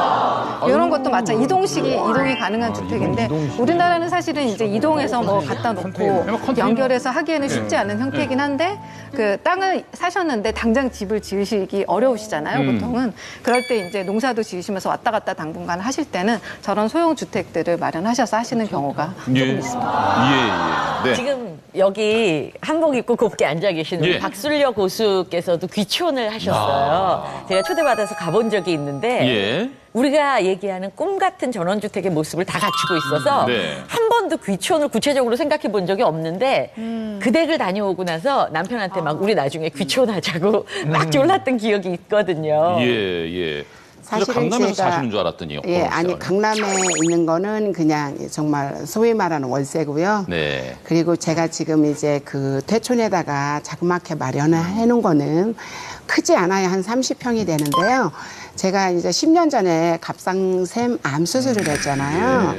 그리고 정말 옆도 뒤도 안 돌아보고 흔히들 왜 우리 여의도 벚꽃 축제를 하잖아요. 그럼 예. 대부분 벚꽃 축제 한번 안 와본 분이 아마 그리 많지 않을 텐데 사실 저는 못 와봤을 정도로 계절의 변화를 모르겠는 거예요. 그리고 이거 안 되겠다라고 생각을 해서 사실은 그렇게 뭐 계산을 하거나 세매보지 않고 네. 그냥 넓적 그거를 산 거죠. 예. 귀촌한 지 얼마큼 되었습니까? 한 지금 5년 됐고요. 예. 절대 그 전원주택이든 어떤 집이든지 이 서울 근교 아파트를 벗어나면 절대 크면 안 돼요. 지금 아파트도 큰 아파트들이 잘 인기 없듯이 네네네. 전원주택이야말로 정말 아까 말씀 여러분이 하셨듯이 손이 많이 가고요. 예, 너무 쉬운 것은 아니에요.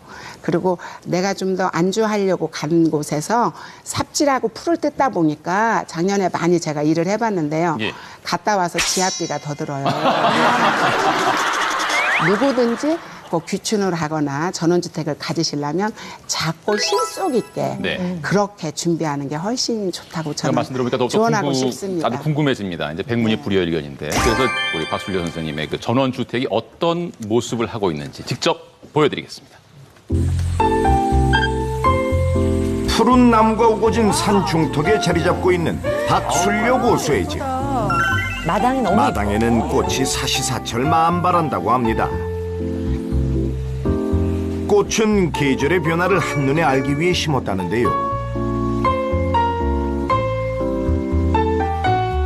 마당 구석구석 그녀의 손길이 닿지 않은 곳이 없는데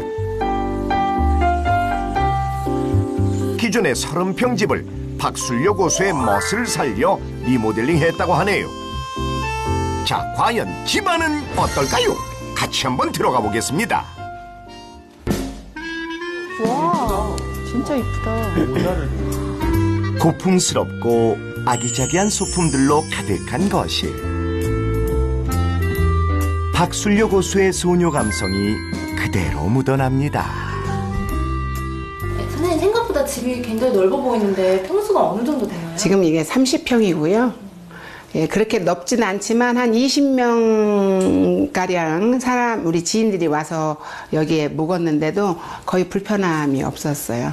이 창살은 옛날에 그 아천동에서 살 때 이 쓰던 그 방범창을 이렇게 쭉쭉 하는 거는 싫으니까 그 꽃을 좋아하니까 꽃에다가 이렇게 근본을 칠해갖고 만들어 놨던 거를 여기다 보충해서 응용한 거고,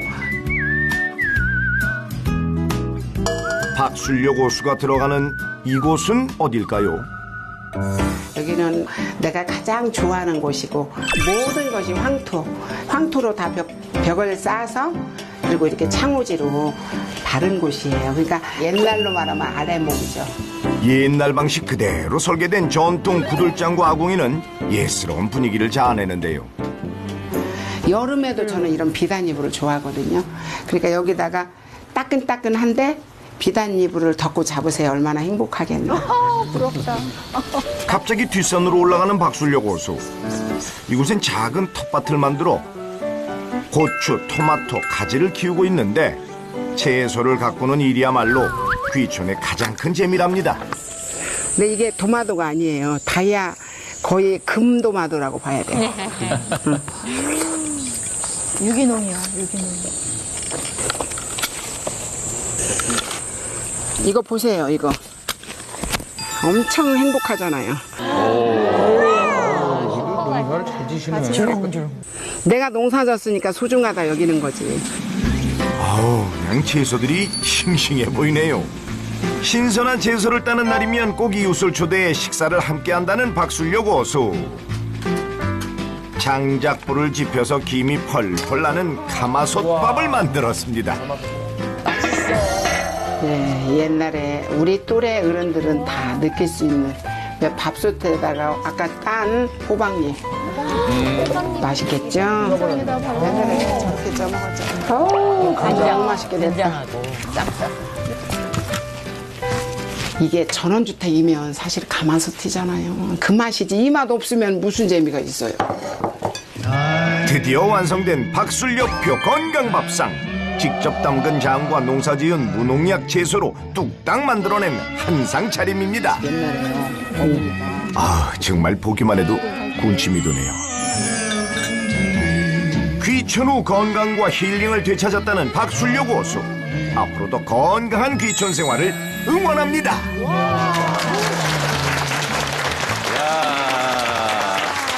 참 부럽네요. 저는 그 오늘 부르고 세상에서 제일 부러운 분이 박술려 우리 고수님 남편분이세요. 이렇게 그 경치 끝내주는 집에서 사실 그 아내가 가마솥에다가 밥을 해주시잖아요. 그렇죠. 사실 정말 그 남자로서 대우받는 느낌이잖아요. 가마솥에서 정성 들여 딱 밥을 올린다는 게. 그리고 또 황토방이 있잖아요. 사실은 네. 우리 남편은 첩첩산중 그 충주 산골에서 살으셨고요. 예.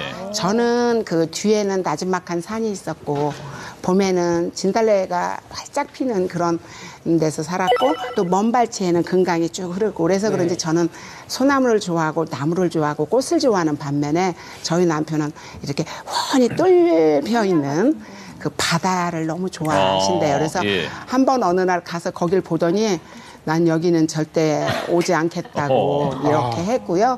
사실은 그 저희 아들도 여기를 농사지러 왔느냐 도대체가 이 할머니 왜 여기다가 이런 거를 이렇게 이건 아니다고 생각을 왜 어머니가 한다. 사서 고생하시느냐? 그렇죠. 근데 저는 일주일 동안 정말 힘들어도 그냥 그 가지가 열리고 도마도가 농약을 안 해서 뚝뚝 떨어지지만 그것을 받아줄 때 그 성취감, 행복감은 사실은 어디에 비교할 바가 아니고요. 힐링이 되는 거겠죠? 그 시간이. 그리고 제가 전원주택을 사실은 그렇게 손질하고 공사를 하면서 정말 제가 쇼핑을 굉장히 옷을 좋아하고 제가 만들어도 입지만 매 백화점에 30분만 시간이 돼도 가던 습관들이 많이 거의 안 한다고 봐야 되죠. 아니 그럼 상대적으로 남편분은 저기 지금 저 전원주택에 사시는 걸 별로 안 좋아하세요? 아주 안 좋아하죠.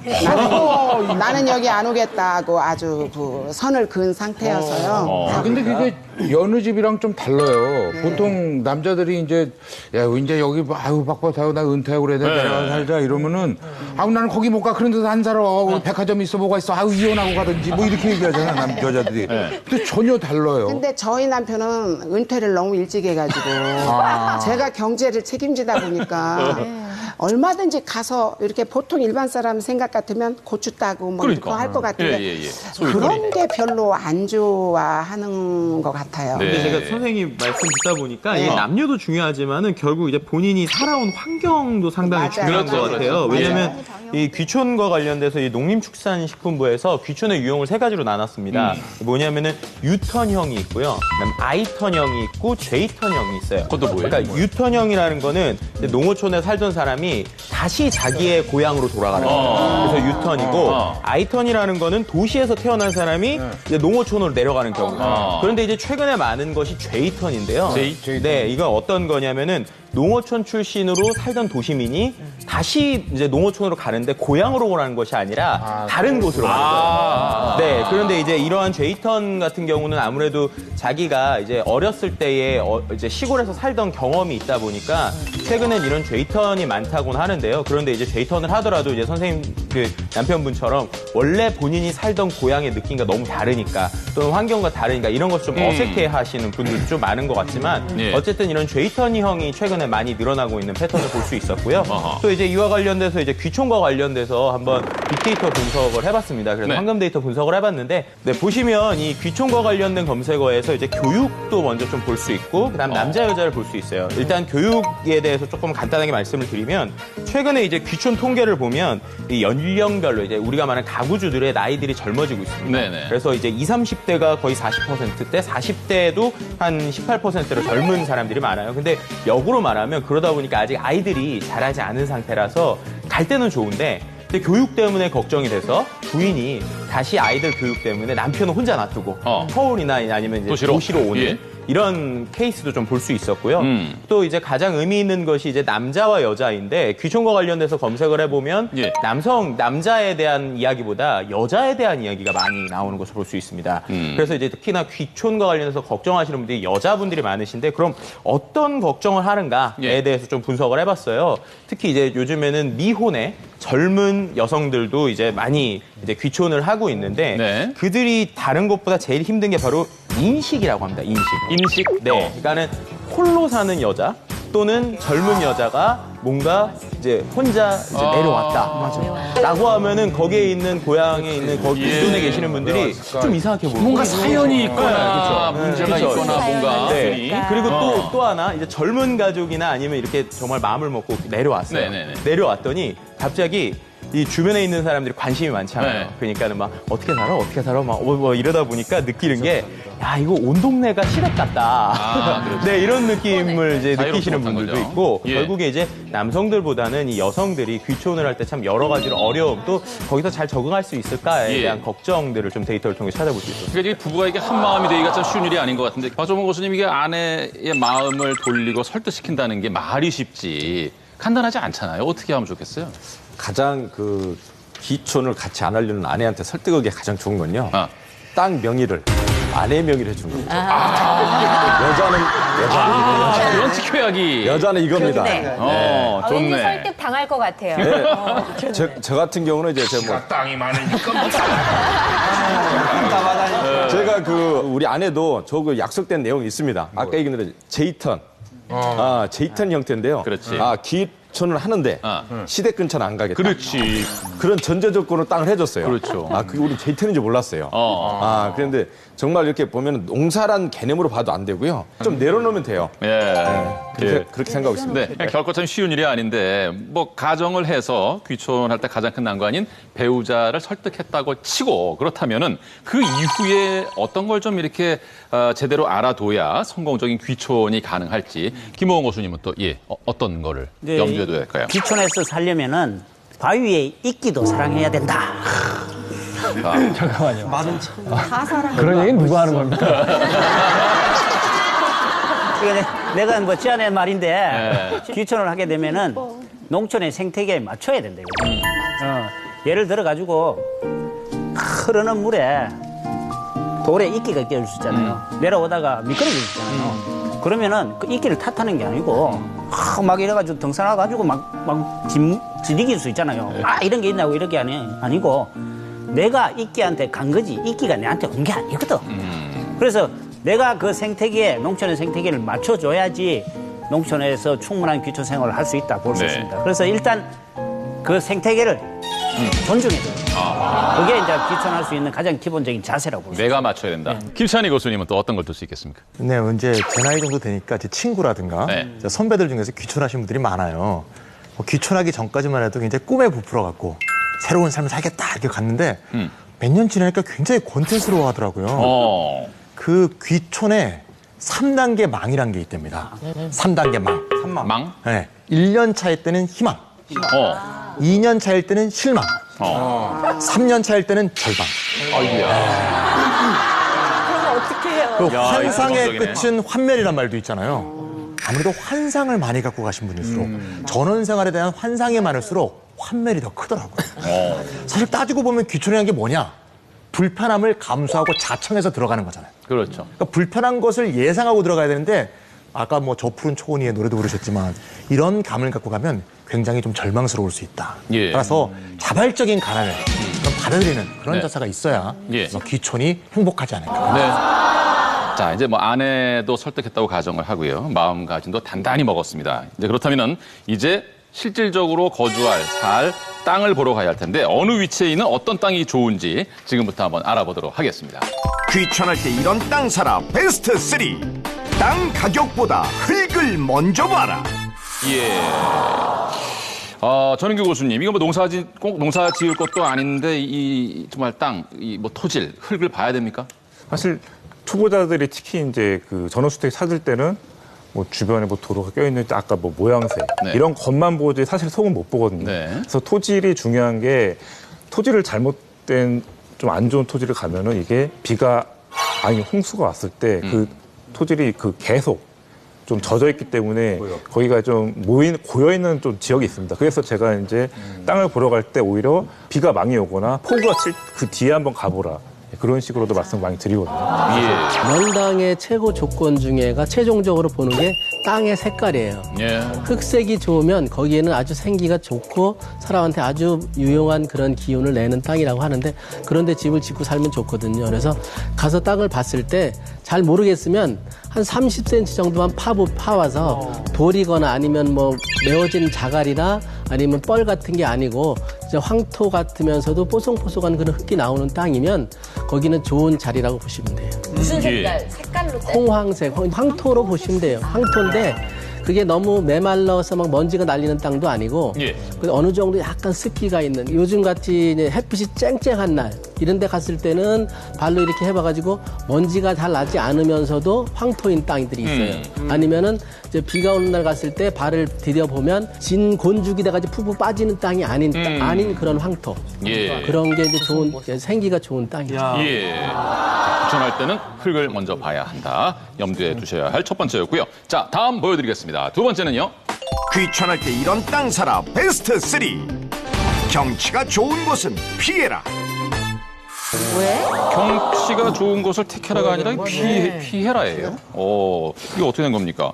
경치가 좋은 곳을 가고 싶죠, 물론 가고 싶은데 좋은 곳을 다 피하란 말은 아니라 너무 좋은 곳이 있을 거예요, 아마. 땅을 보러 가셨는데 너무 숲이 울창하고 막 너무 자연이 아름다우면 조금 그러면서 가격이 만약에 싸다 그러면 고민을 해보셔야 되는 것이 이제 이런 너무 좋은 경관이 너무 좋은 땅들은 규제가 많습니다. 그러니까 건축법상 외에도 환경법이라든가 이런 규제가 많고 가령 그 지자체에서 내규로 규제하는 것들도 많이 있어요. 그래서 어떤 분이 양평 이제 좋은 땅을 사셔가지고 설계를 다 하셔갖고 허가를 내러 갔더니 허가가 안 난다.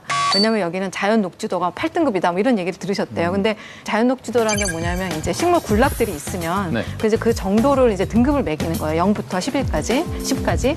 그러면은 이제 이거는 숫자가 높을수록 이제 그 개발이 어려운 땅이 되는 거예요. 그러니까 뭐 한 7, 8등급 정도 가면 이제 개발이 불가능해지는 거죠.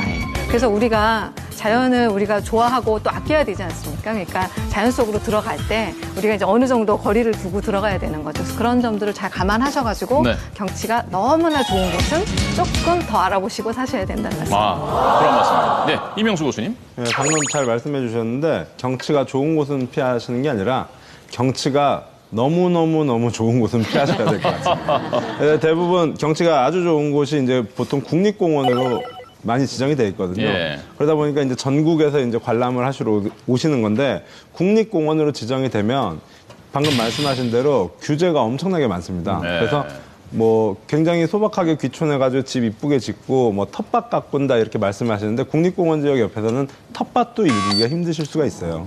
그러다 보니까 본인이 원하시는 그거하고 주변 경관은 아름답지만 나는 아무것도 할 수 없는 상태가 될 수 있기 때문에 그런 것들은 주의를 하셔야 될 것 같고요. 오히려 이런 지역에 가시려면은 보통 국립공원으로 가는 지방 쪽의 도로는 진입도로가 하나가 이렇게 쭉 들어가는 경우가 많아요. 그러면 그 국립공원 지역에서 멀리 떨어진 곳으로 가도 길은 하나이기 때문에 그 주변 지역으로 나오시면은 오히려 관람객들이 많이 다니시니까 지가 상승이나 이런 측면에서는 오히려 또 좋은 기회일 수도 있습니다. 그런 것들 좀 참고하셔야 될 것 같아요. 네네, 참고할 만하고요. 자, 그럼 귀촌을 위한 땅 투자 비법 끝으로 준비되어 있는 세 번째 무엇일까요?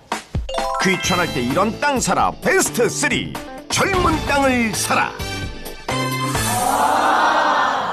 저는 그 나이 든 땅 말고 좀 젊은 땅을 사라고 말씀드리고 싶은데요. 이게 뭐 나이 든 땅이라는 게 무슨 말이냐면 땅에도 이제 어떤 그 이력이 있잖아요. 네. 이거 보면은 이제 뭐 주인이 너무 자주 바뀐 땅이라든지 뭐 여러 가지 뭐 그 매매가 너무 많이 이루어졌다거나 뭐 건물이 지어졌다 허물어지고 난 다음에 오랫동안 비어 있다거나 이런 땅들은 예. 사실은 뭔가 이렇게 사연이 있는 경우가 많이 있고 개발이 안 된 이유가 있는 경우가 많이 있거든요. 그래서 물론 이제 이런 고수님들은 그런 불리한 땅을 사셔가지고 이제 개발을 막 하실 수 있는 여러 가지 아이디어들이 있으시겠지만 가령 이제 그런 경험이 없으신 분들은 깔끔하게 정리가 된 땅을 사시는 게 아무래도 좀 걱정을 더시는 네. 그런 방법이 될 것 같고요.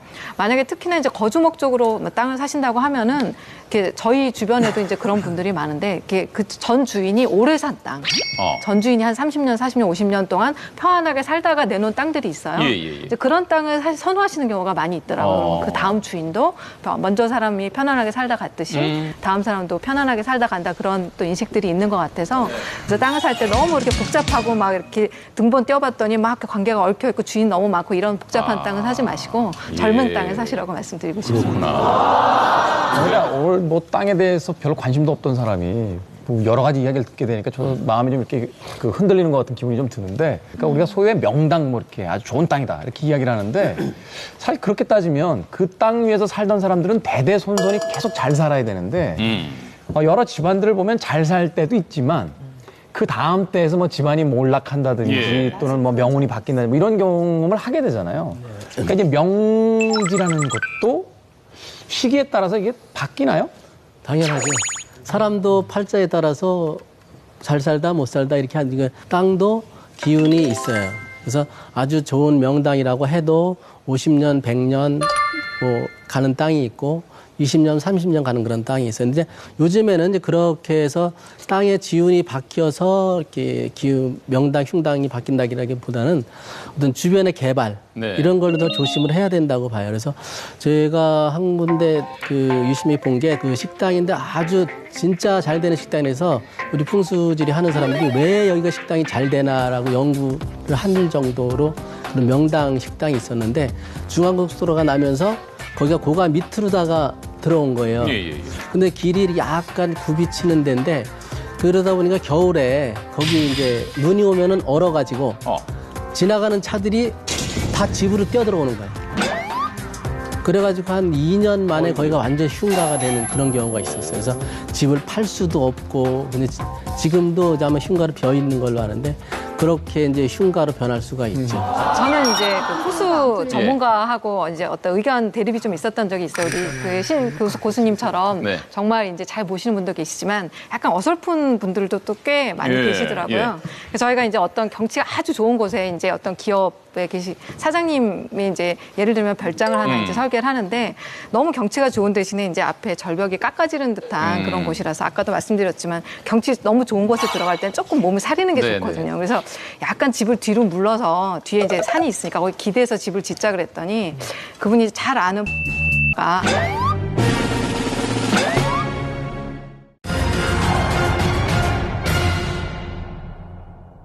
경치 너무 좋은 곳에 들어갈 땐 조금 몸을 사리는 게 네, 좋거든요. 네. 그래서 약간 집을 뒤로 물러서 뒤에 이제 산이 있으니까 거기 기대서 집을 짓자 그랬더니 그분이 잘 아는 풍수 전문가가 안 된다. 저 한가운데 혈이 있으니까 거기다 안방을 딱 놔야 되고 집은 절벽에서 저 아래를 뭐 그 아래는 뭐 멋있는 이제 뭐 공원 같은 전망이 좋은 곳이 있거든요. 예. 그래서 거기다 꼭 지어야 된다고 계속 그쪽에서 이제 강조를 해가지고 이분이 이제 거기에 훅 넘어가서 아 여기가 혈이라는데 여기다 방을 놔야 된다 그래서 막 이제 몇 번 의견 다툼이 있다가 저분이 이제 하시고 싶다니까 할 수 없겠다. 뭐 설마 풍수 전문가 말이 맞겠지. 그러고 이제 그렇게 지어드렸어요. 근데 하면서 걱정이 됐던 게 집이 너무 이렇게 절벽에 붙으면 왠지 좀 밀리는 기분이 들거든요. 그래서 계속 지으면서도 걱정을 했는데 사업을 굉장히 크게 하시던 분인데 뭐 꼭 그 집 때문은 아니고 여러 가지 경기의 뭐 흐름이나 이런 게 있었겠지만 좀 사업이 아주 크게 안 되셨거든요. 그 집을 짓고 나서. 그래서 그걸 보면서 역시 사람이 조금 자연을 두려워해야 되고 풍수라는 것도 사실 절대적인 건 아닌 것 같아요.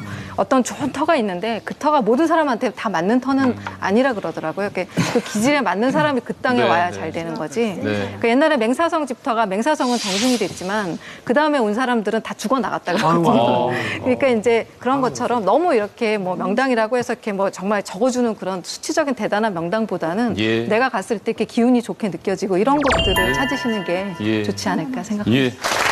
자, 땅 사고 싶다는 주제로 오늘 많은 말씀을 나눠봤습니다. 유익한 시간이었길 바라면서 황금알이었습니다. 대단히 고맙습니다.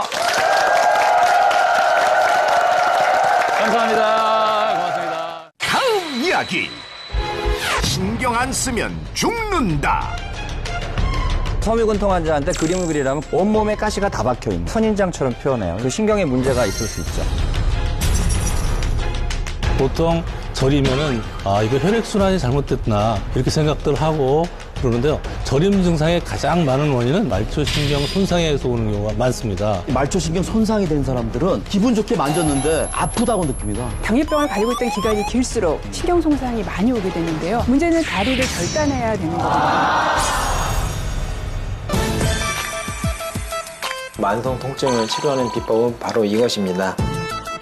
보다 강도가 높게 통증을 잡아주는 것은 이제 봉침이거든요. 사실 우리나라 국내 5% 정도가 벌에 대한 알러지가 있거든요. 수술을 대체할 수는 없을 것 같습니다. 복지부에서 인정한 합법적인 치료 방법이에요. 상당히 효과가 괜찮은 치료법이기 때문에 저는 추천을 하고 있고요. 근데 문제가 호흡마비 겁니다.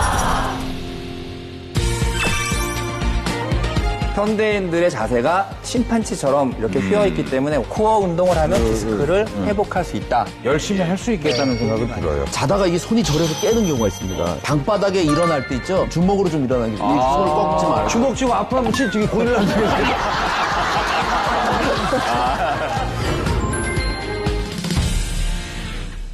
본 프로그램에 도움을 주신 분들에게는 건강기능식품 기업 그린스토어에서 천연 코랄 칼슘을, 친환경 도자기 젠에서 홈세트를, 움트리 해물볶음장 쇠고기 볶음장에서 명품장 세트를, 발효 전문 건강기업 이든네이처에서 발효 홍삼 세트를 드립니다.